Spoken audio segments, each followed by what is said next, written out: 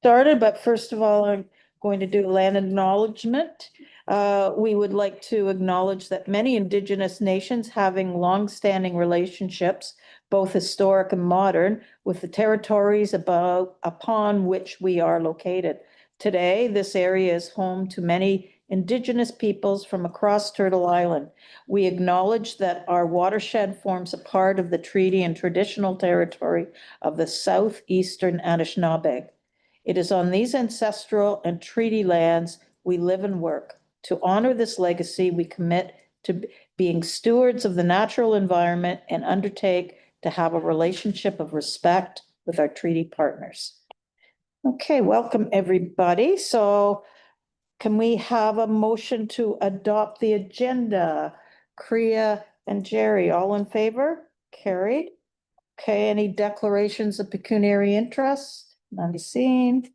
Okay, can we have a motion to approve the minutes of September 2025? Or 9, I guess it is with, yeah. November. Yeah, November, yeah. Jerry and Tracy. All in favor? Carried. Any business arising from those minutes? None seen. We don't have any deputations. Okay, so we're on to 6.1, regulation mapping annual update presentation by Corey Hayes, GIS specialist. Would you guys I got the lights just turned on a little bit because it's easier for me to. I have some Sorry, not. There you go. I hope so. These are, it's, Keep clicking again, like these are wound up. the laser words, that's a good sign. Anybody's eye. A little bit. Need the light. Just We like- down a little bit, yeah, I put it there. that's good, yep. Well, welcome. Look forward to your presentation. Hey, good afternoon, folks. For any of you who haven't met me yet, my name is Corey Hayes, the GIS specialist, part of the integrated watershed management team here at Kawartha Conservation. And we'll be talking to you about the annual regulation mapping update. So part of our annual updates, we go through a series of provincial data that we download and incorporate into our system every year. Some of those layers include our water bodies, water courses, and wetlands. Geospatial Ontario provides notice of updates every year when they make significant changes. This year, fortunately, we have not had a significant update to those layers. We also have had technical process updates when we receive updated information, such as the elevation profile from the federal government and enhancing processes. So part of my position here is going over the processes that we have, ensuring that they are as up to date as possible, and incorporating new software that we acquire, and making sure that all of these processes align with the original methodologies. Throughout the year, we also have various staff going out and verifying these features that we regulate to determine whether or not they are there. So for wetlands, water courses, often, or not often, but here and there will be unevaluated wetlands throughout the watershed that the MNR has identified. And when we have stakeholders saying that there is no wetland there, we go out to verify. And even if they are there, sometimes they want just a confirmation. So our staff goes out. We have Brett Chigano, our aquatic biologist, who has Ontario Wetland Evaluation certification. He will go out and ensure that the wetland is there and also delineate the true boundaries of those wetlands. That data gets then put back to me so that I can incorporate it into our mapping. If we find that there are incorrectly mapped features, we remove them and add any unmapped features to our system as well. For the final data, we have a series of municipal export packages. So Durham, Peterborough, and City Kawartha Lakes all receive these packages. They're sent to GIS leads at each municipality. We also have letters updating them on the various changes that have occurred throughout the year, whether it is technical, on-site, or provincial changes. And we have internal archives. So whenever I create this data, whether it's the total area that has been delineated or the changes that we've made manually, I have them all stored internally with dates, the reason for the update, as well as any kind of explanation as to why they're updated. They're all included in the archives. For our online mapping within our process, we have a staff version that allows our staff to explore these different features individually, and a public version where they just see the outline and the limit. So for statistics and analysis, we also go through a series of analyses to determine what has changed. So when we have significant changes to our methodology or any of the provincial data layers, we go through analysis to determine how much of this area was either lost, gained, or changed. And we have an updating tracking sheet and exporting maps that go and individually through each of our grid system that we've created for individual maps at specific scales. We have an update throughout the years from the initialization of 18206 all through the different provincial updates and the change to 4124 and any individual changes that have been made. So we have this all tracked and each individual map gets updated when there are changes made. So for the results of this year, we have our erosion hazard regulated area with the new change in the methodology. We've incorporated we've enhanced the incorporation of the LiDAR digital terrain model that we discussed at last board's meeting to help identify the limit of river and stream valleys and drainage pathways. So this does not merely consist of relating our steep slopes to the regulated area itself. It actually takes into consideration drainage paths, and if these slopes are linked to hydrological components, they are now included. For our floodplain, we have our engineers study floodlines, as well as our 100-year lake level. And with the change in the elevation reference that the federal government has implemented and included in our LiDAR, some changes have been made to the elevation levels throughout the watershed. For our meander belt regulation, there hasn't been any change this year. Our water features the same. The province has not updated the water courses or water bodies, which should be very similar to last year. And our wetlands. So since the incorporation of Ontario Regulation 4124, the reduction of the buffer from 120 meters to provincially significant wetlands and wetlands greater than 2 hectares from 120 meters to all wetlands receiving a 30-meter buffer, there has been no change since then. And for our complete regulated area with all components involved, you can somewhat see that there's not much change from 2024 to today. So as a summary, we have all of our regulation components summarized here with area in hectares. And I'm sure you can tell right now that all of these components do not add up to 92,380. That is because a lot of these features do overlap. Wetlands surround water courses, floodplains are near these features as well, and erosion hazards sometimes end up within these areas as well. For a zoomed in look at what has happened to our 100-year lake level, this is an area on Sturgeon Lake. And you can see the difference on average was about 0.34 meters or 34 centimeters in elevation.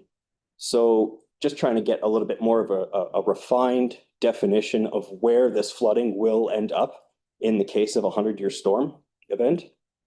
And when you overlap them, you can kind of see the area from 2024 has shrunk a little bit around these areas just to make sure that we are capturing this this flooding limit as accurately as possible. Thank you. Thank you. I have a question for you. So you have unregulated wetlands. So do you find new unregulated wetlands when you go out or you use GIS? So to you, through you, Madam Chair, to you. There are no unregulated wetlands, or there should be no unregulated wetlands. Because of our text-based regulation, those features will be regulated, whether it's mapped or not. When I mentioned wetlands, I used the term unevaluated. That's what I mean. Yes, Sorry. of course. Yeah. So the unevaluated wetlands are delineated by the MNR using SOLRIS. So, Sorry. of course. So these areas were identified using imagery. They have a streamlined process, very automated, where they identify areas that would likely be a wetland due to hydrologic components, as well as the imagery quality itself. They set it up so that in their data, they have it categorized as evaluated or unevaluated. When it becomes evaluated, they will either remove it or determine whether it's, an evaluated wetland, locally significant, provincially significant, et cetera. So can it go from unevaluated to provincially significant in a time frame? Not likely. Not likely, okay. Because provincially significant has a lot of different parameters that need to be hit. Yeah. Most, like for instance, size. Most of our unevaluated wetlands are rather small in size. They were just picked up because perhaps it was darker in the imagery, indicating that it's more wet or something like that. But as the landscape could possibly change, that's all I was. Absolutely. As the landscape changes, Yeah. they're filling a wetland in one place. If someone fills a wetland in one place, that water's got to go somewhere. Yeah. So then it could create a wetland in another place. Yeah. However, we do have our ELC wetlands incorporated in this as well. So every time we receive updated imagery, I am delineating these wetlands as I briefly discussed at the last board meeting. So I'm using both the imagery in multiple sets of a color scheme, as well as our LiDAR in a 3D model to determine where areas are more or less likely to be considered wetland. And so all this information that you find, if there are any anomalies going forward, all that information goes to the municipalities. Absolutely. Yeah. Yes. So we have tracking. We track all of our changes. Whenever we update our ELC, the municipalities are informed that this has undergone, and we update the municipalities accordingly. Thank you. Any questions, Kriya? Yes, thank you, and through you. Thanks so much for another fascinating presentation. And you talked about the floodplain the 100-year storm, but what about just, under that, just a major rain event? Does a municipality hear about those places so that if there are residents there, they can prepare themselves for just like what set off a flood? Or does it have to be a 100-year event, 100-year rain that would create flooding? You know what I mean? For you, Madam Chair, I believe I understand what you're saying.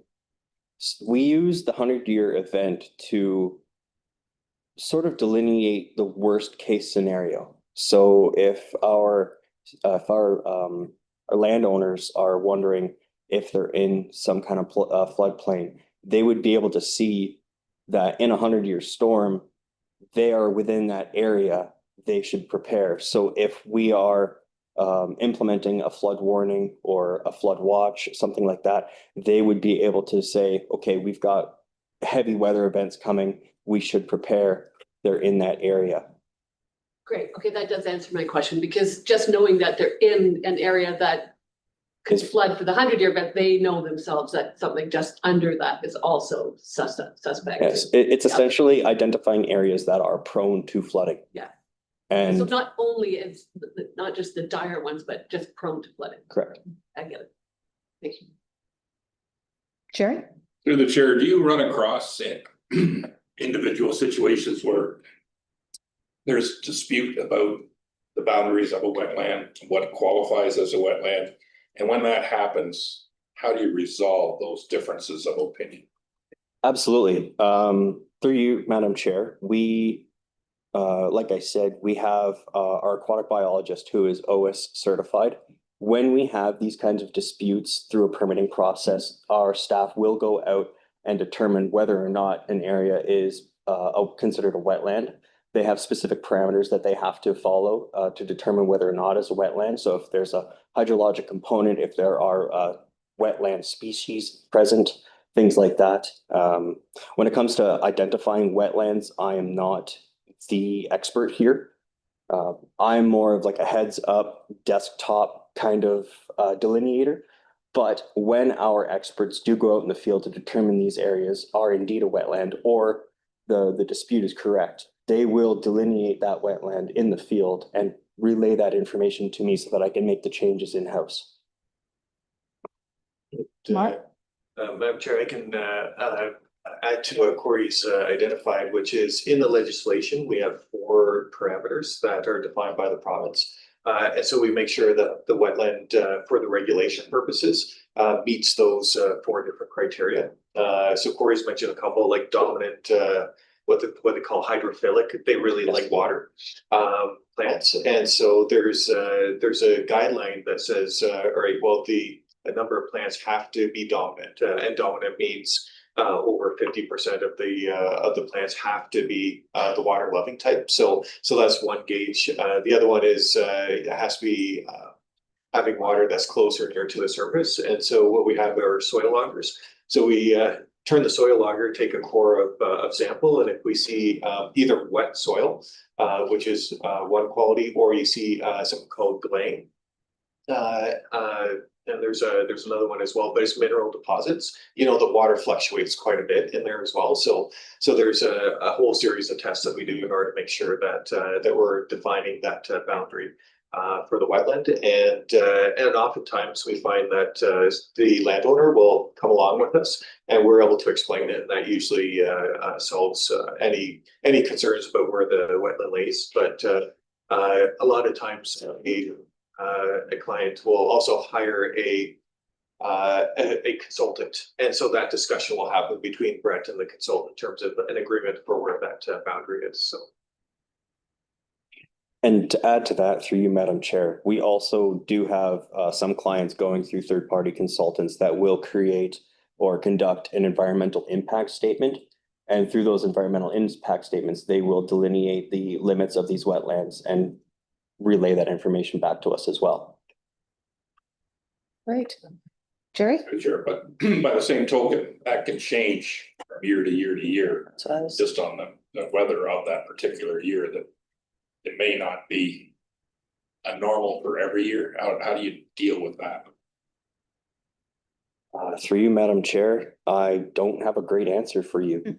Other than what we're already doing. We're trying to stay on top of it through the information that we receive from the province as well as site visits.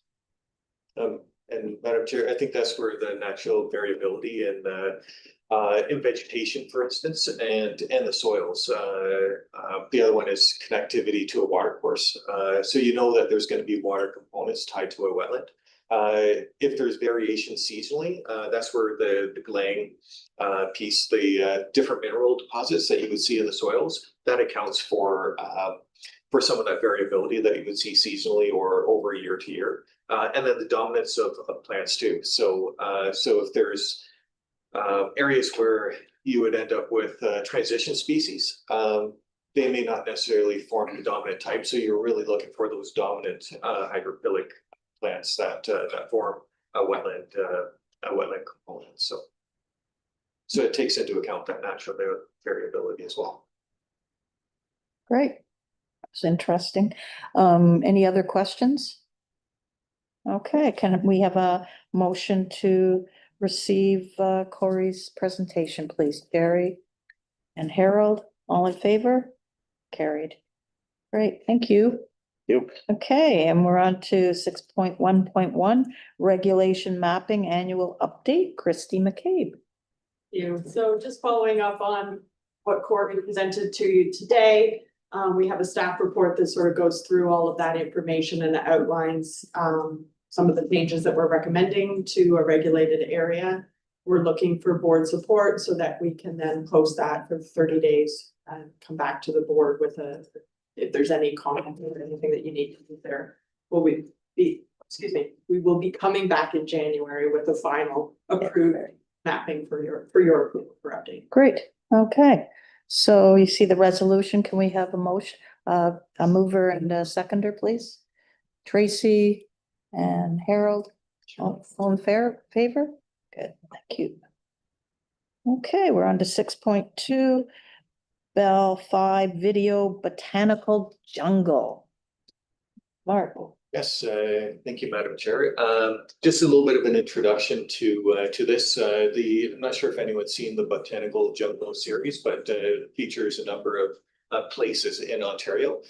Some of the first ones were focused in on Oshawa and some of their peony festivals and places to be. So they generally run about 6 episodes per season. They heard about Ken Reid, and so they contacted John, and John let them know all the good stuff that we do. Initially, they were just going to do a little 3-minute segment, but once they found out all the good work that we do, they decided to focus the entire episode on the work that we do. So we have this video that was produced by the Botanical Jungle and the producers there. You'll see that the guy has a pretty interesting sense of humor as well, which is subject to some of our staff responding to some of his questions, which provides some neat little segues as you go through the episode. But it highlights all a good number of the programs that we have, and really just excited to showcase this with you. So Great.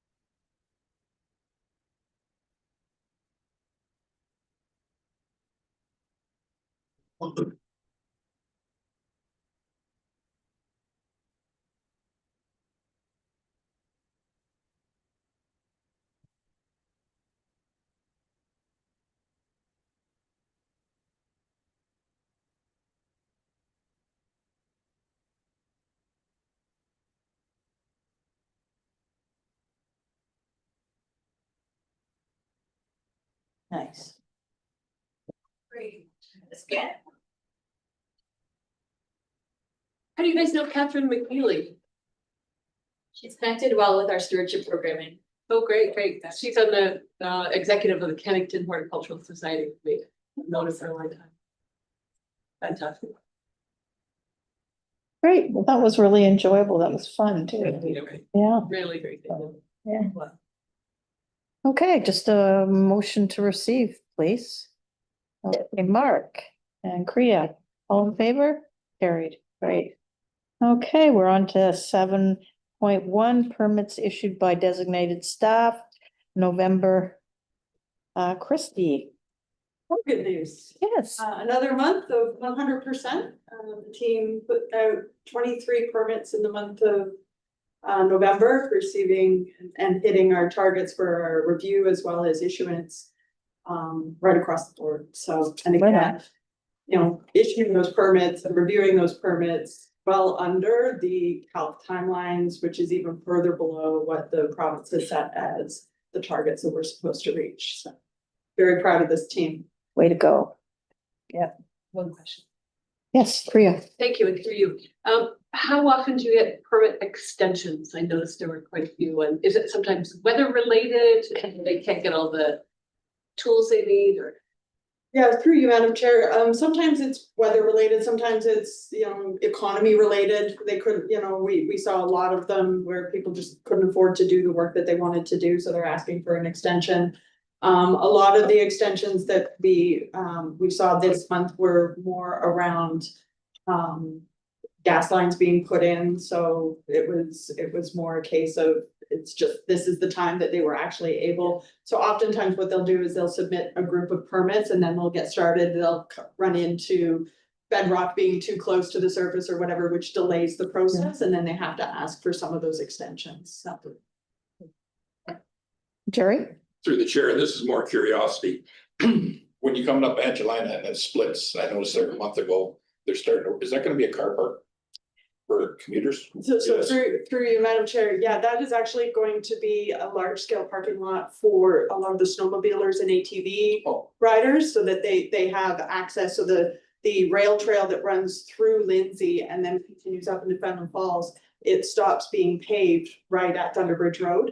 And so that provides them a really quick access. They can go down the road and get onto the unpaved trail and then take back up into Kinmount. Nice. I was really glad to see Canal Street. I've been wanting Canal Street to move forward, so I saw that. That was great. So, yeah. Okay, can I have a motion to receive Christie's report? Jerry and Tracy, all in favor? Carried. Great. Okay, 7.2. Durham East Cross Forest Restoration Project, Melissa Creasy. Thank you. Alexander. And through you, Chair. So as I'm sure you are aware, back in April 2023, we were lucky to receive some funding through Environment Climate Change Canada and the Environmental Damages Fund to undertake some restoration work in the corridor at Durham East Cross Forest. The team had gotten started with that project. However, in June of 2024, we ended up receiving notice from Hydro that they were going to be doing a large-scale project that would impact that area specifically. Involved the removal of towers and the insertion of new towers, which construction was set to take place in 2027, 1 year following what would have been the completion of our restoration. So last year, the team worked really hard with our funders to pivot the project to a new location, and we were able to move everything into what was formerly known as the Test Hill location at Durham East Cross Forest as well. So this area is directly adjacent to the corridor. And then this year, the team has been working really hard on that site. So we've gone in and we've done a lot of invasive species removal. So the area does have a lot of Scots pine, and there's some spotted knapweed in there as well. So the team went in and used mechanical methods, topping some of the Scots pine to limit its growth, removing it where it made sense to remove it, and hand pulling the spotted knapweed in areas where we were going to be going in and doing planting. We followed that up by going in and planting 120 large caliber trees, all native species that are very geared towards the sandy soils that are inside Durham East Cross Forest there. We also planted about 1,500 native wildflower and shrub species in there as well.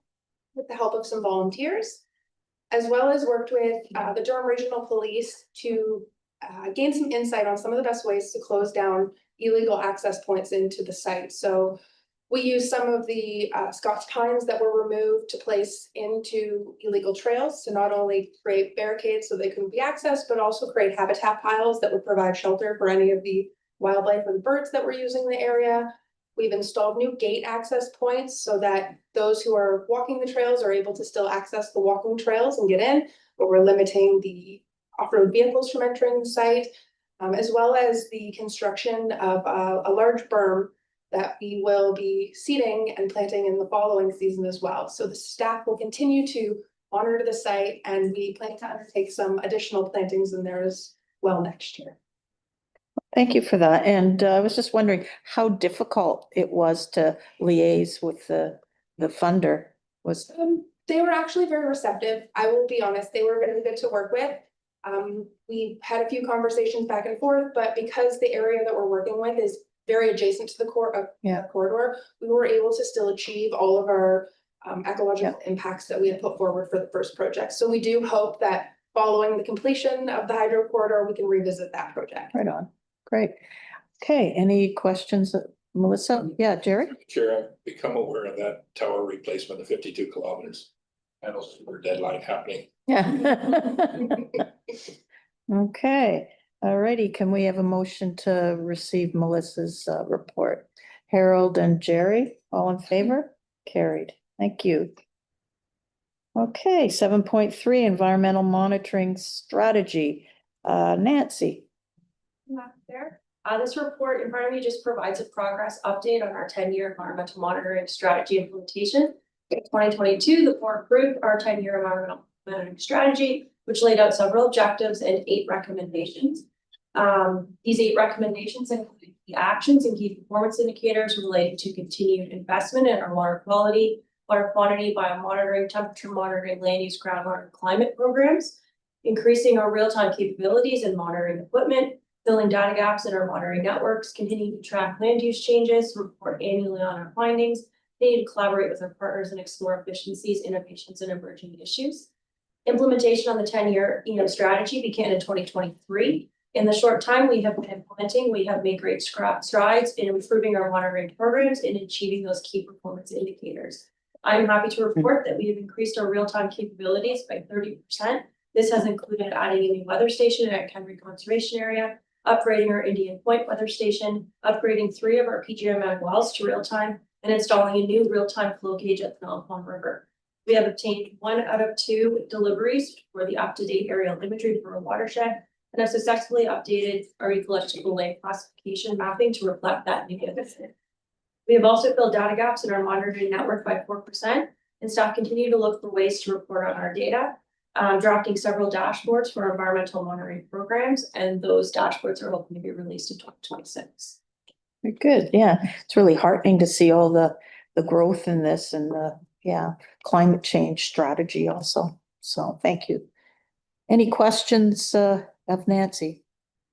Okay, can I have a motion to receive a report? Kriya and Mark, all in favor? Carried.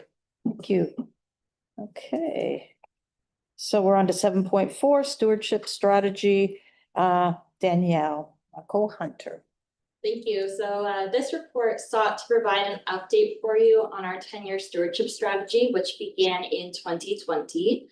The strategy set out to provide a 10-year roadmap for stewardship programming to establish clear strategic actions to improve watershed conditions throughout our efforts.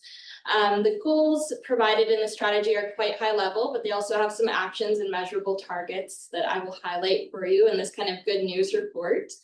I do want to mention we are now in our 6th year of the stewardship strategy, but this is the first update you're receiving. So there's a lot to celebrate, a lot of accomplishments that we've achieved under the guidance of this strategy. I'll just pick a few. You have the report with you, but to start, we have a goal of planting 21,000 trees on private land each year. And to date, over 6 years, we've planted 237,000 and some change, which is an average of just under 40,000 trees on private land per year. So we are definitely exceeding our target. We also hope to naturalize at least 75% of all stream banks and shorelines that we work on. And we have implemented this as a baseline requirement for any waterfront projects, that anyone enrolling in stewardship programs must enroll at least 75% of the length of their waterfront into the project. A goal of greening 12 acres of urban areas. We are at 4 acres today, but we have a few years to go, so I'm optimistic on that front. A goal of engaging with different community partners, including landowners, stakeholders, and municipal staff through outreach. We've connected with an estimated 22,000 over the past 6 years.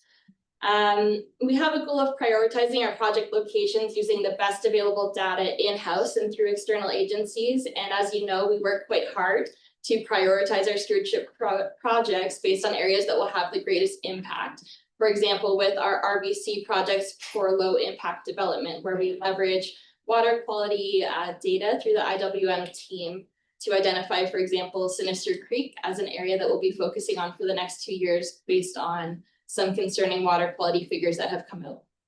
And finally, another point I would like to share is that we wanted to facilitate the completion of 20 private land projects per year. And we actually have done a total of 263 over the past 6 years. So we are facilitating an average of 44 per year, well above the target.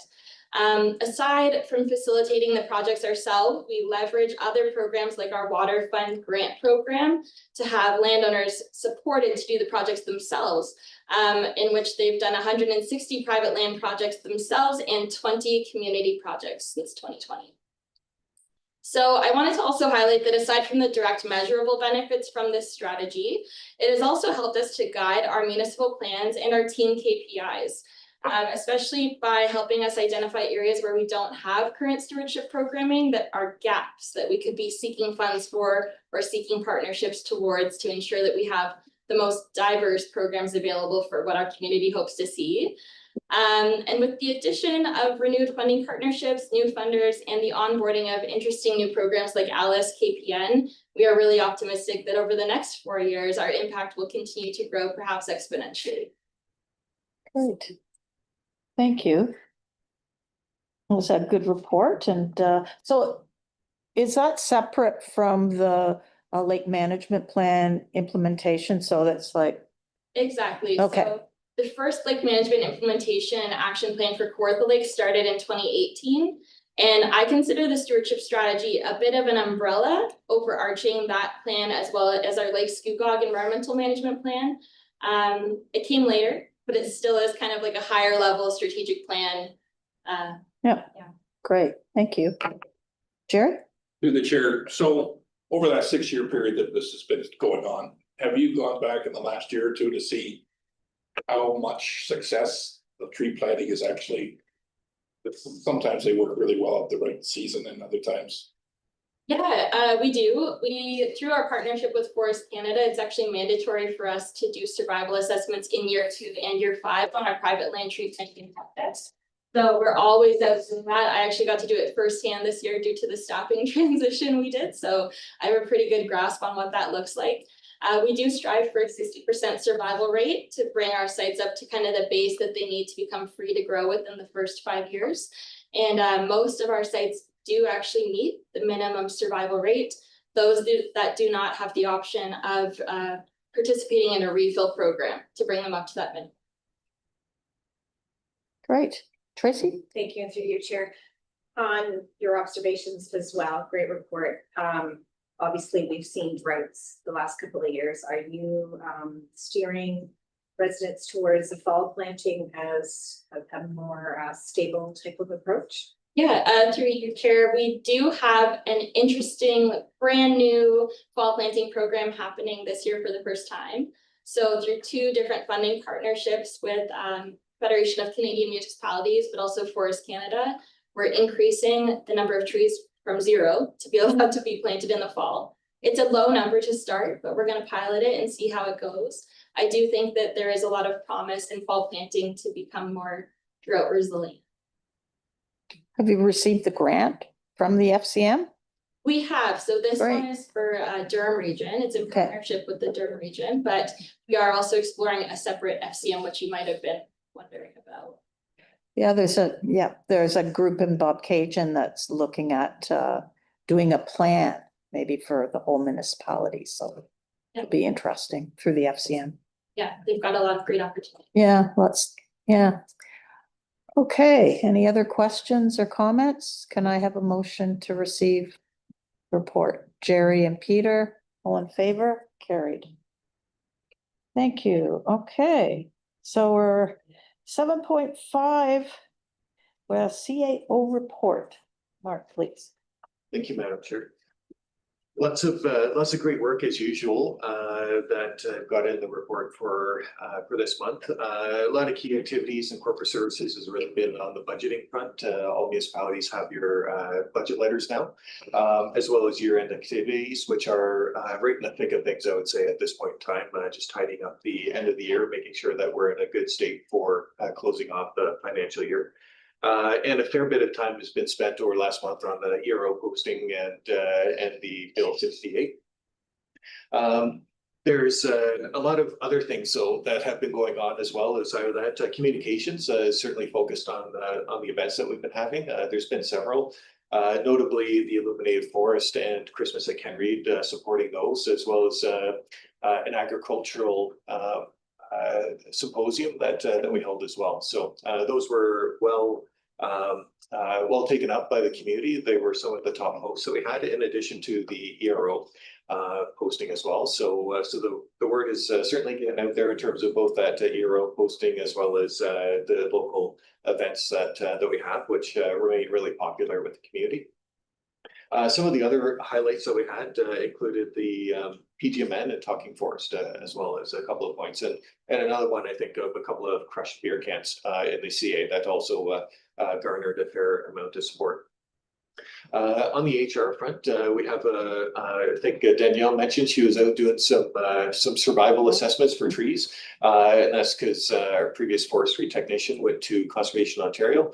So we had a bit of a gap, but that's been filled. We have someone named Hunter Harness on board now. She was a forestry technician with Credit Valley Conservation, so comes with a lot of good expertise. She was actually a former Sir Sanford Fleming grad as well in ecosystem management. So great to have her on board, and she's taken up the charge very quickly. So it's great to have her on board.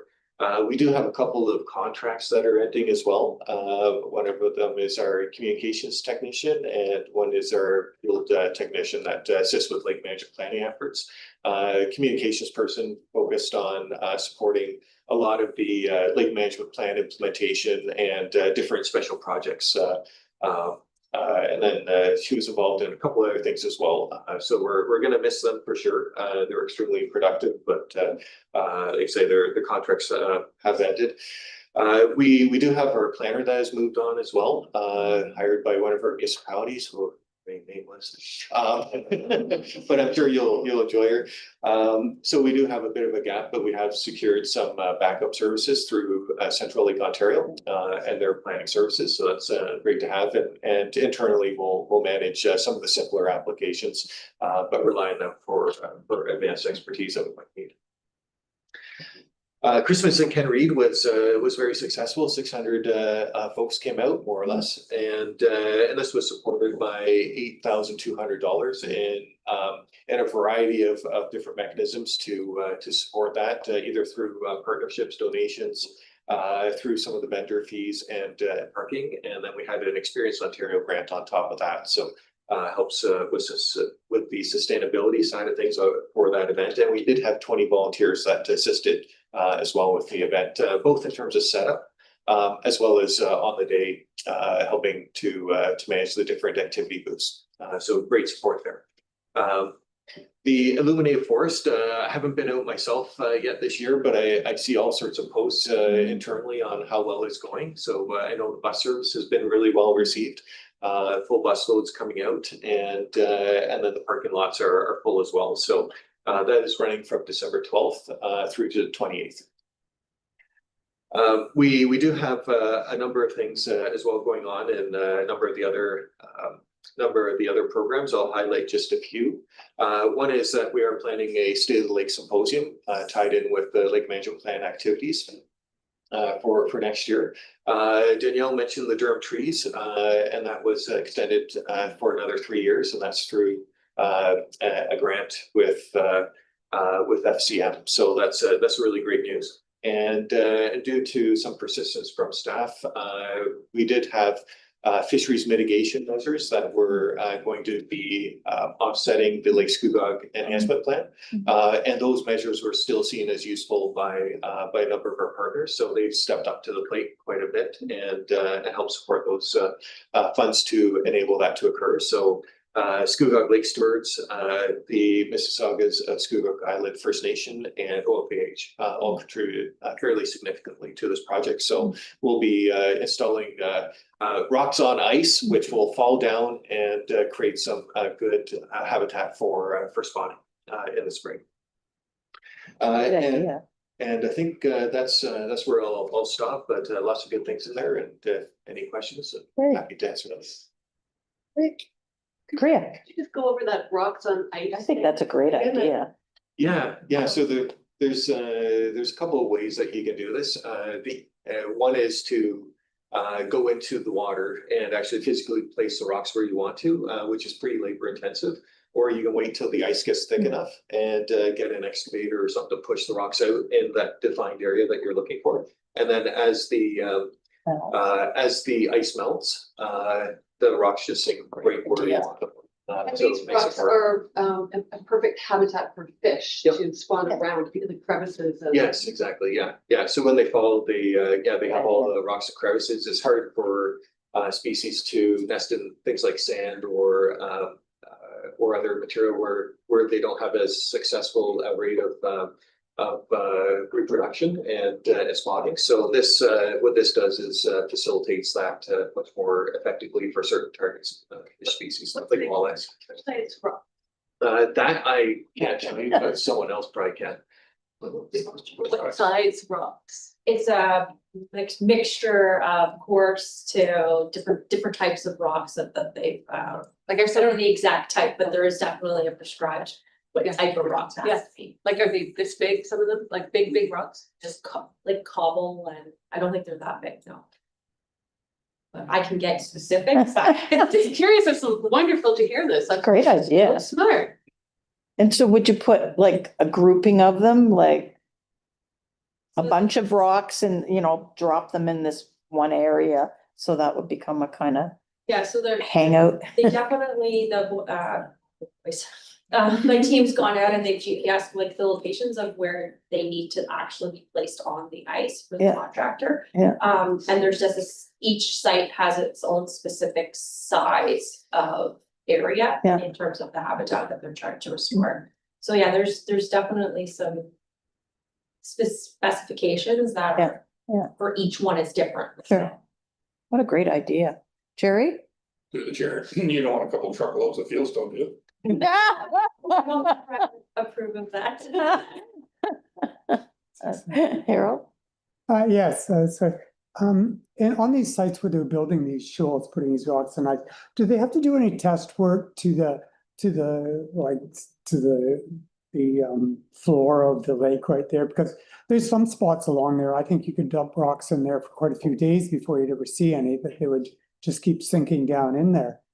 Do they do any test work on the lake bed to see where they can put these shoals?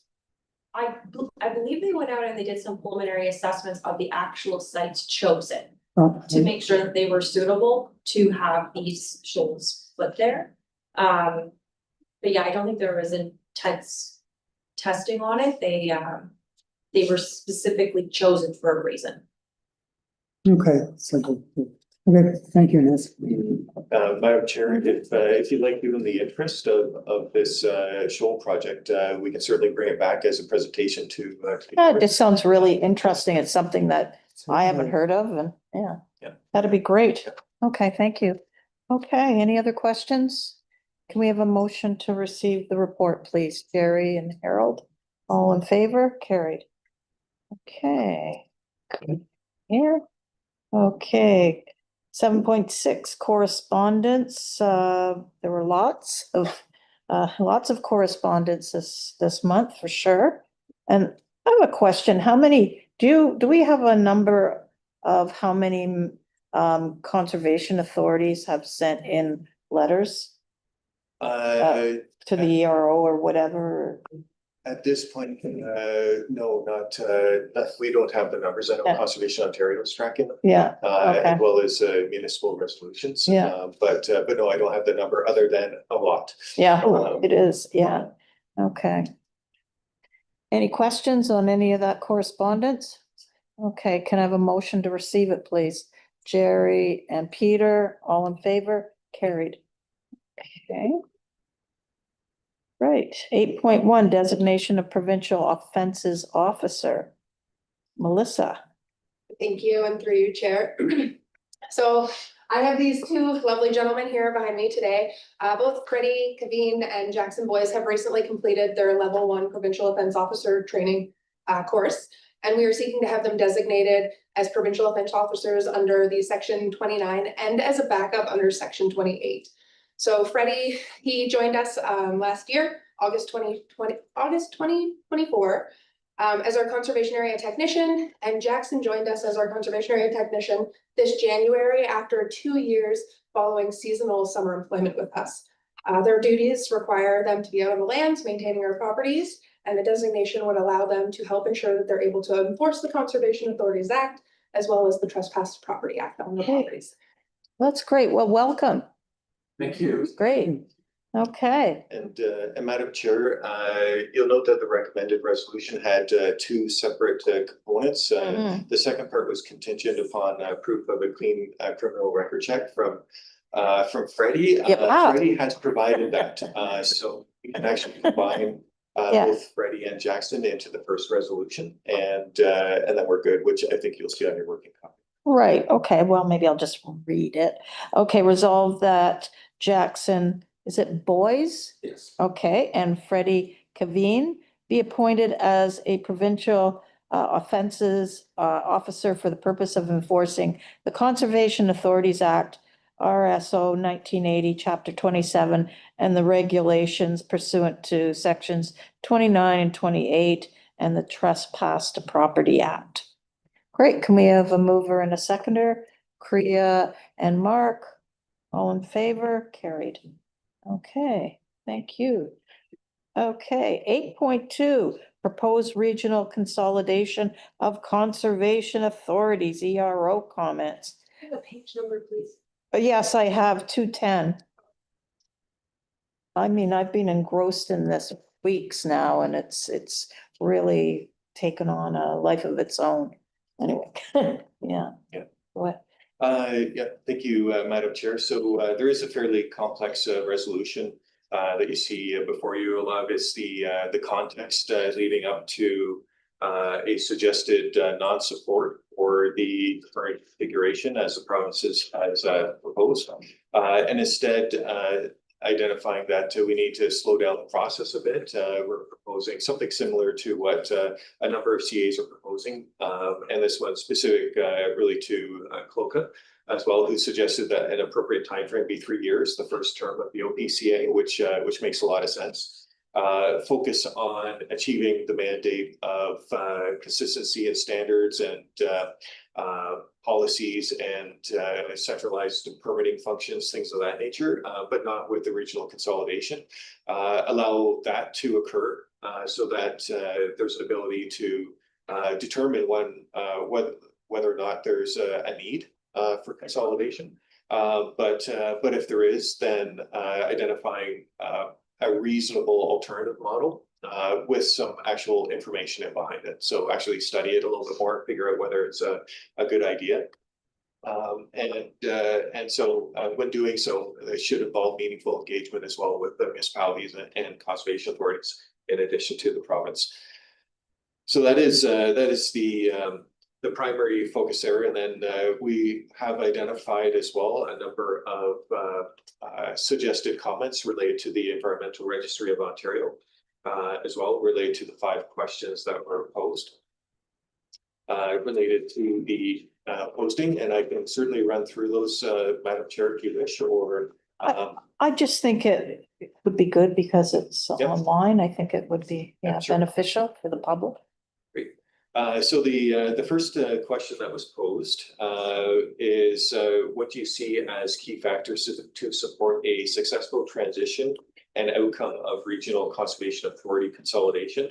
There's a number of points that we have in here, but the very first one, which I think is key, is evidence-based decision-making before implementation. And essentially what this gears towards is that the consistency, efficiency, speed of service can be advanced immediately by the mandate of the OPCA, which identifies all the things that the province really has identified as needing to occur. And in doing so, that really serves to advance their mandate without throwing a wrench in the mix, which is adding another layer of change that might actually deter from their objectives in the first place. The other part related to this is that any potential structural change should really undergo some rigor, and that includes a cost-benefit analysis that compares our existing to a future state, just so there's more information that everyone can rely on that indicates whether or not it's a good idea or not. Right now, it's not clear what the advantage would be, and so being able to kind of run through this process, identify something that makes sense, and then further to that is really a transition plan should be identified if there's any reasonable alternative as well, if it's still advancing down that road. The second point under that is really a stable funding model as well. The transition costs, no matter which way I look at it, it's still going to cost a lot of money, and really identifying that the province should pay for those kind of disruptions, and that is a really key part in order to not to increase the financial burden on municipalities. I did mention a little bit on this in terms of service continuity, but the OPCA really is the piece that really should look at standardization first in order to minimize any structural reforms that are going to undermine everything that the province is really trying to achieve.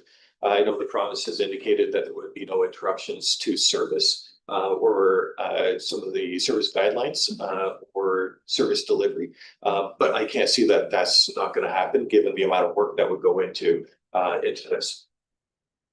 The other thing that we have as a point identified is that local governance is really important in any model, and that really needs to be maintained.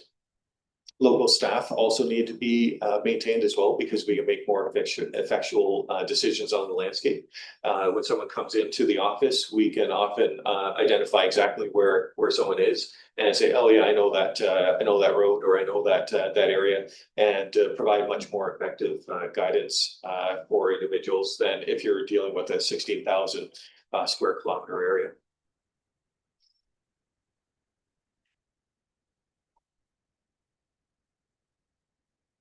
And the second question that was posed is what opportunities or benefits may come from a regional conservation authority framework. The underlying note here is that really these occur right now with all of the pieces that are identified. But for those that would be recognized in a regional context would be improved access to specialized expertise. So things like hydrogeology, geomorphology, legal, complex planning, you would be able to draw on those. Right now, we would draw on people like Cloca or others in the 36 CA network as well. So right now, it's a very collaborative model, I would call it. And there's great expertise in like Toronto Region Conservation Authority, for instance. In a regional model, you're still probably going to rely on those expertise in those different areas. But you would have more in, a staff of like 200 or 250 individuals. There may be some efficiencies through shared corporate service type arrangements like IT, licensing, fleet, insurance as a whole, but nothing that couldn't be achieved as it is right now. Conservation Ontario, for instance, has GIS licensing with Esri, so we do that currently with that service. We also have insurance is coordinated. We're actually one that's outside the box on that one because we get better rates. But insurance is already done across all 36 CAs, not just in a regional context. And the other one is enhanced regional scale scientific collaboration. So this is something that we do. Yorkfield Durham groundwater is a great example where there's a number of CAs and municipalities that feed into that model. But in a regional model, you would automatically focus on more regional type things. So the Kawartha Lakes as a whole might be more focused on, as opposed to like our side of the Kawartha Lakes, as an example. The third question that was posed is, do you have any suggestions on how governance could be structured at the regional conservation authority level, including suggestions around board size, makeup, and the municipal representative appointment process? This one kept comments fairly succinct, just because I don't think that's the right model. And I think that's what we've heard at the last board meeting. So just identify in general that governance frameworks work really well if they have local context. And any governance framework should be strategically effective and have equitable representation. And further noted that diluting local voice is not something that you'd really want to achieve in a governance model. And you want to avoid having a governance model that is just symbolic as opposed to actually providing effective guidance. One thing that I have noted is that a networked governance model might be a really good approach, and that is one where it's not a two-tier approach. It's not a consolidation of like everything in terms of an amalgamation approach. But a networked governance model means that you retain your autonomy, but you can still come together and work on things of regional significance. So we put that as a consideration that I think make sure that you have that local influence. You don't lose your years of history as an organization. You still have an identifiable place that people recognize, as opposed to a new model that really has no meaning for the community. Fourth question is, do you have suggestions on how to maintain a transparent and consultative budgeting process across member municipalities within a regional conservation authority? Of course, this is looking at the consolidation approach would be across almost 50 in our case, 48 municipalities. We've stayed a little bit clear of those comments, other than this is just meant for all budgeting process in general. These are good principles, a clear standardized budget reporting that is consistent amongst any of the conservation authorities in a general sense. That we have included that there be a separation of funding streams very explicitly, those that the province funds versus those the municipality funds. So that is a little bit more unique. Right now, we just capture those under municipal levy and other funds, but we don't separate the province part. But if we were to separate the province part, it'd be very apparent that there's very little funding that goes to the programs. They actually don't fund our Section 28 activities at all. It only goes towards flood forecasting activities, which was a switch that was made about a couple of years ago. There should be guardrails as well to protect local priorities. Protecting investments locally is important for the communities. So that was identified as a guardrail. And the further point on that was that budgets should be tied to municipal process. And by doing so, there should be some consistency in understanding what the projection will be for costs over time. So we suggested a 3 or 5 year projection for budgets. The last question that was posed was, how can regional conservation authorities maintain and strengthen relationships with local communities and stakeholders? And this was really geared towards local presence, local knowledge, and that really is the gist of the points there. There were some additional comments that we're proposing to make as well. One is support tied to guidance, and that's just identifying that the principal gap, which has led to this patchwork of policies and processes, as the province has referred to it, is really a lack of provincial standards. They haven't identified. So they often change the legislation and then leave it up to interpretation. So, so what we're saying is, if you really want to address that, you need to be involved. And the province used to be involved, going back a number of years ago, and they've been pulling back that involvement over time. So to achieve that, that's where the OPCA really serves that purpose. Second point in there is through the development of guidelines, policies, and other resource materials, that they really should be talking to folks before they just drop it on our plates. So there are local scenarios that they would need to be aware of, or be flexible in their approach, and making sure that any consistency that they're trying to achieve also allows for some flexibility in the process. And that can only be achieved by knowing what's going on in the landscape and all the different facets of well, primarily Southern Ontario, but also Northern Ontario, where those CAs are, and those are totally different. You know, from the south to the north, those are totally different environments. Except there is a part of Kawartha And Lake. we've had a piece of it too, and we have a piece too. Yeah. And karst is totally different than other areas as well. So, so just saying that there has to be early and ongoing engagement, and they need to involve everyone in this process of defining consistent standards and policies.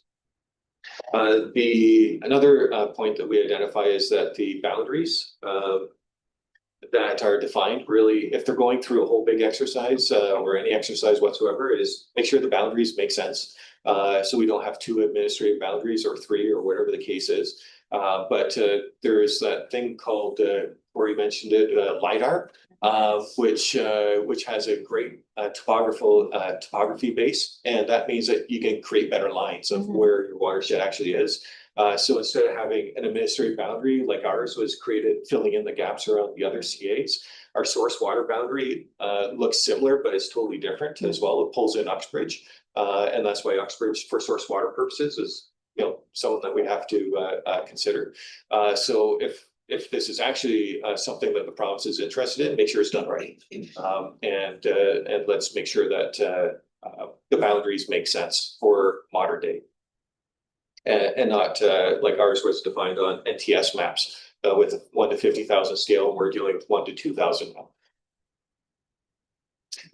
The last point that we identify is governmental transparency, and this is really actually tied to Bill 68, Schedule 3. And so we've identified that really the OPCA and their processes really should be accountable to the public in a greater way than what's identified in the legislation. And that includes a number of things, like the governance side of things. There's no transparency identified for their governance, other than the members will be appointed by the Lieutenant Governor Council. So we're saying, or I'm suggesting, in this case, if you all agree, is that they should mirror the Conservation Authority governance model, which is make sure that your governance is transparent. Make sure you have your agendas that are available for everyone to see, that you have minutes that are available, that you post them. And having that, I think, is going to be beneficial, as well as the financial side of things as well. There's financial transparency currently to the minister, but only to the minister. But if there's an apportionment mechanism and a direction to pay for conservation authorities, we are funding that organization. And we should understand probably a little bit better that we know we're a stakeholder as a result, who has no control over the budget, and it'd be really good to have that transparency to know how much we're actually funding. So that's the summary of the comments. It's and that took a lot of work to do that, and thank you, Mark.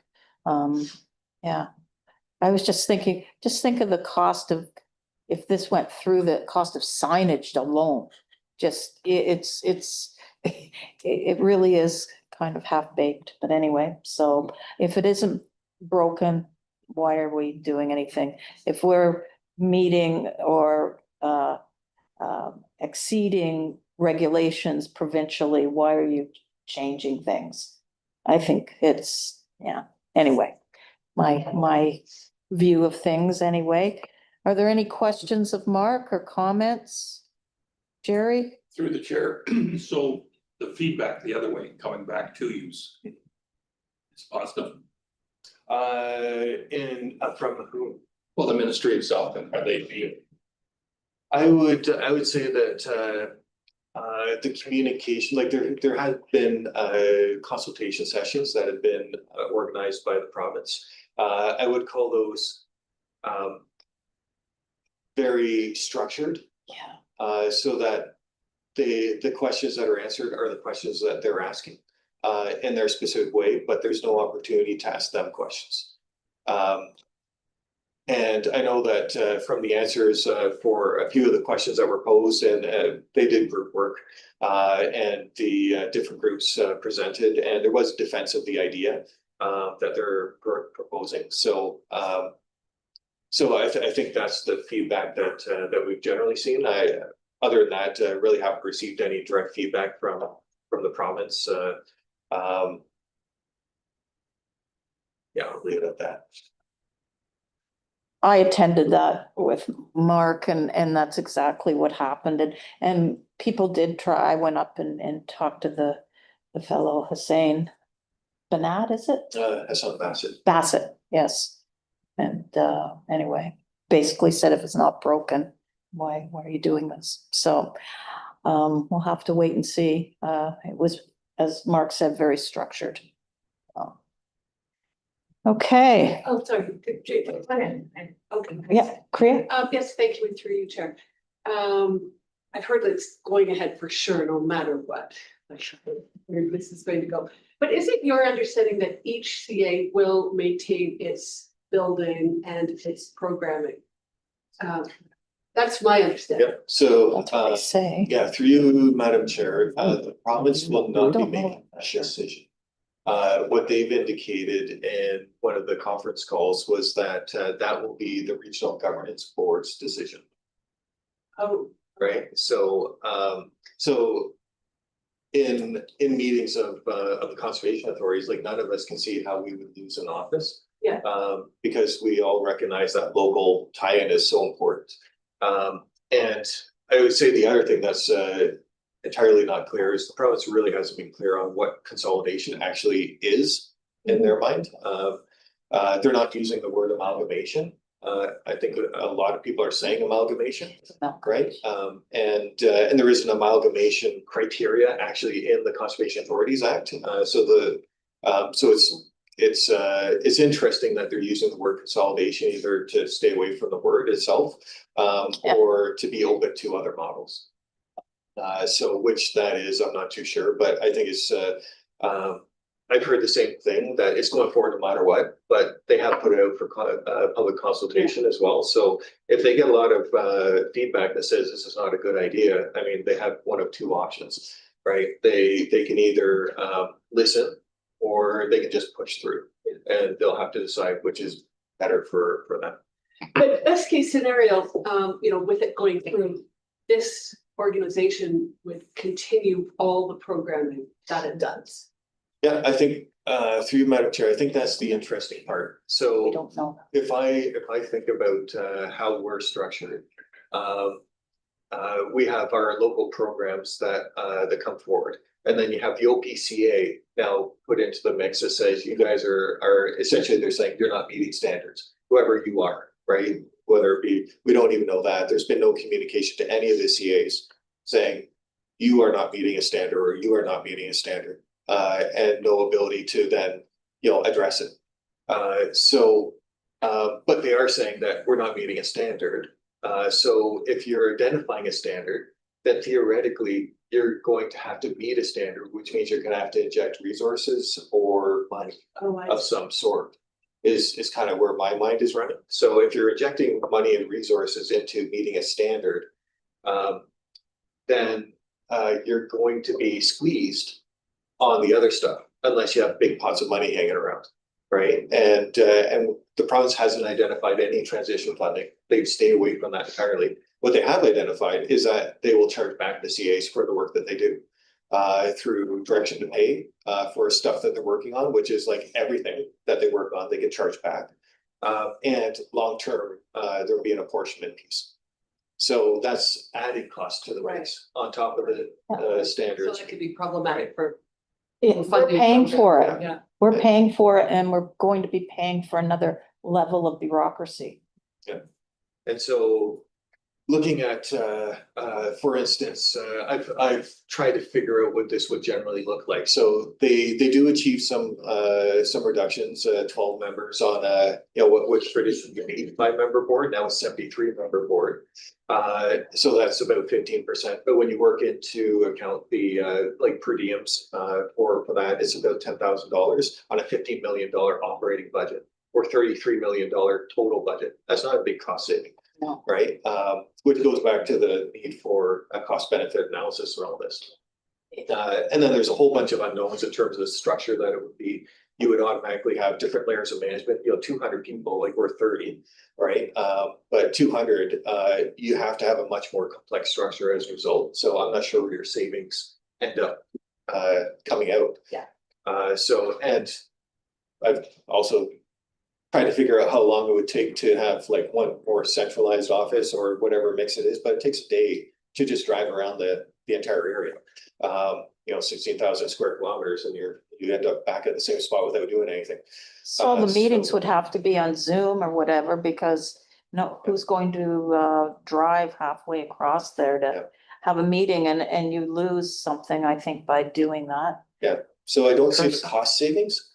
And all I can see is that if you're dealing with the more or less the same pot of money, right, that, you factor in your COLA every year. But if that is not, if that pot is not expanding in some sort of way, then the money is gonna have to shrink, right? Which means if the money is shrinking in order to do all this other stuff, then you're shrinking local programs.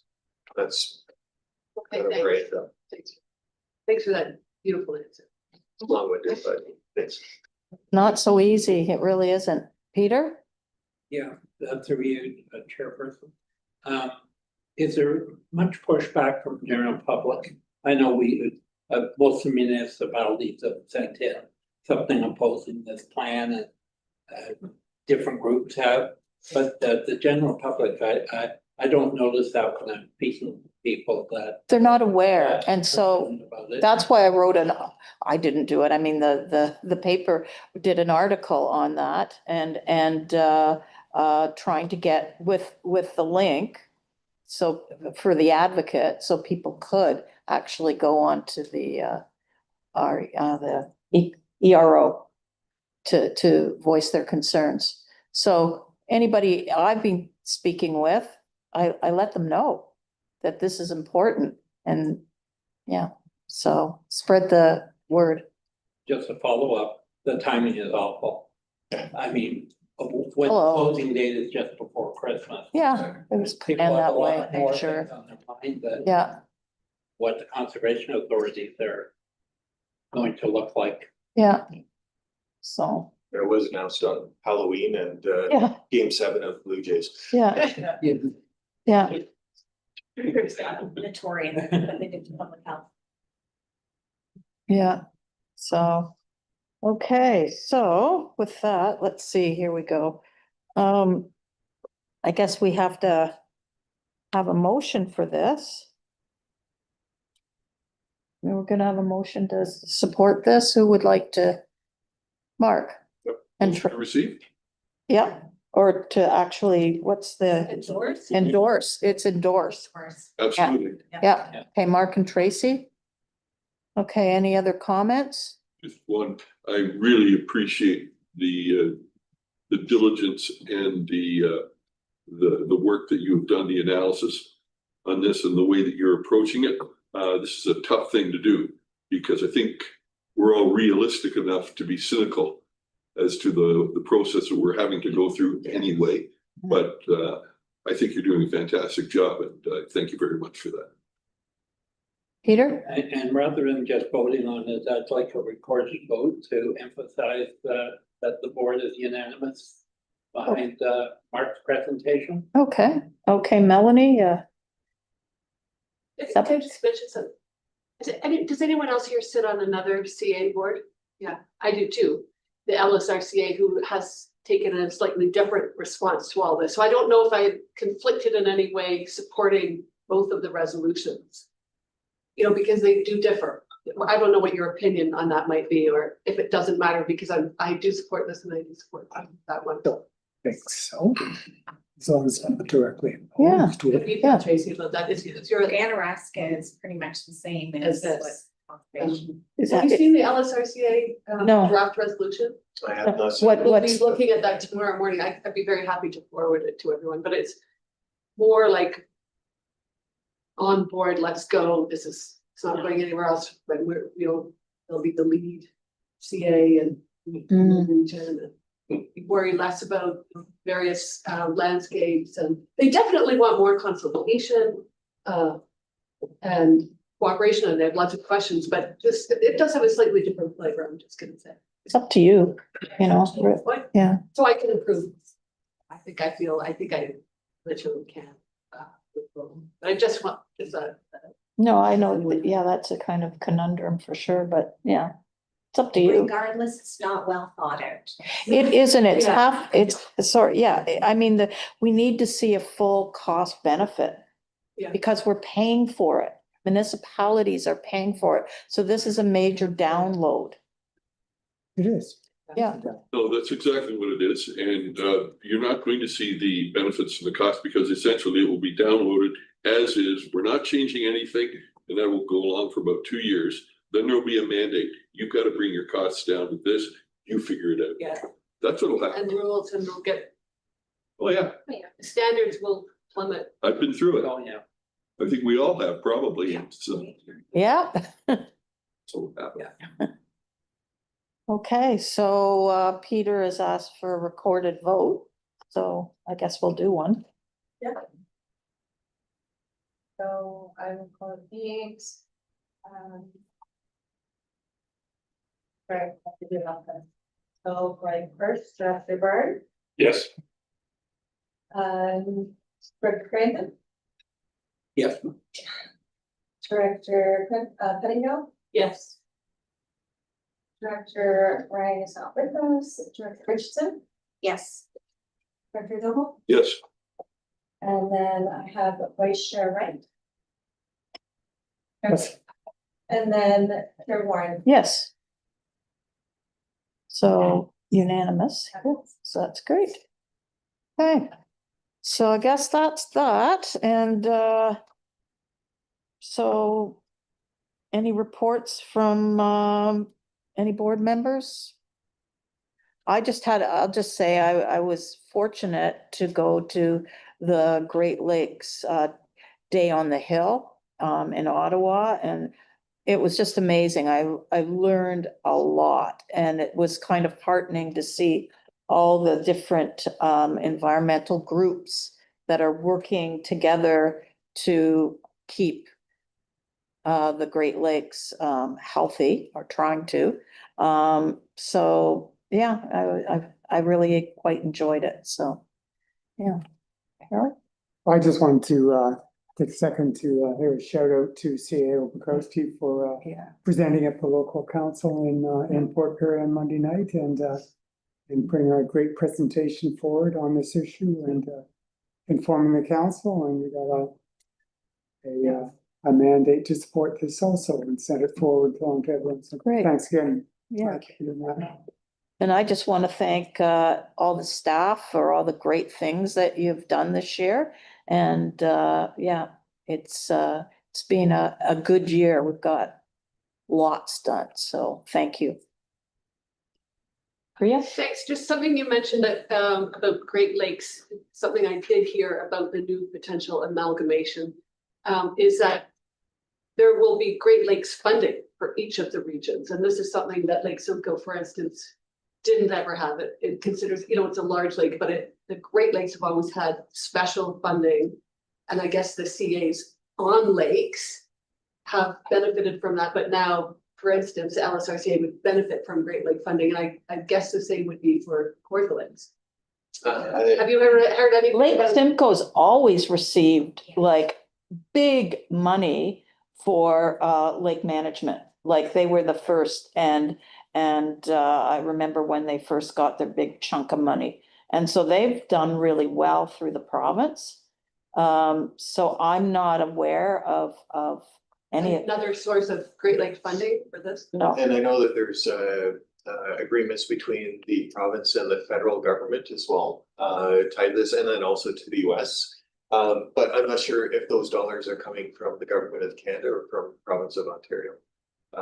But I do know that Lake Erie receives a lot of funds. Right, And that it is moving across to Lake Ontario eventually, because it's the next lake that probably needs the most help. But Erie has all the blue-green algae issues, so that's their major focus right now. so with the whole of the Erie Regional Conservation Area benefit from that funding, They do right now, Yeah. yes, yeah, like all of Yeah, it, okay, yeah, quite a bit. not just the one on the lake, but all of All the new the way, area. Yeah. Okay, Okay, thanks. Yeah, and so right now there are, like, most of the funding right now goes to Lake Ontario. Conservation authorities that are right on the lake shore itself and don't extend up to our area. Even though we're part of the trench, we're at the high end of the watershed, so we do not usually see any funding. But I've heard something generally similar, but where the funding is coming from, whether it's the province or the feds, that I can't say explicitly which one it comes from. But I know it's headed our way eventually. Thank you. Okay, any other comments? No. Okay, just a motion to adjourn, please. Priya and Harold, all in favor? Carried. Thank you. Okay.